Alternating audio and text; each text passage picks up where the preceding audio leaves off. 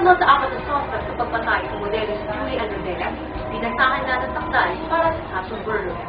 Binasahan na ng takdal ang tatlo sa apat na suspect sa pagpatay ng modelo si Julie Ann, Quezon City Regional Trial Court Branch 323. Hindi nagpasok ng plea ang mga suspect na si Althea Altamirano at Fernando Tiambao Jr. Kaya ang hukuman ang nagpasok ng plea para sa kanila, habang not guilty plea naman ang inihain ni Jaymar Huaran. Hindi naman nabasahan ng takdal si Jelanta Sibilan sa kanyang kasong illegal possession of firearms and ammunition dahil hindi pa rin kumpleto ang pagkakalagay ng ebidensya sa Criminal Information Network. Pinakapangharangin ng mga kampo na akusado ang arraignment sa pagsasabing maghahain sila ng motion to quash. Higit ng kampo na akusado na hindi lumaan sa tamang proseso ang pagtuli sa mga suspect at gusto rin nilang ibalik sa piskalya ang kaso dahil hindi umano nagkaroon ng preliminary investigation.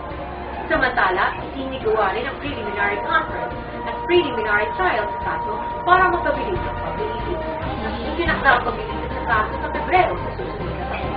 Ipinagutos na rin ang hukuman na dalhin sa Quezon City Jail sa Kimbao habang sa female dorm City Jail naman si Altamirano. April Grace Corona,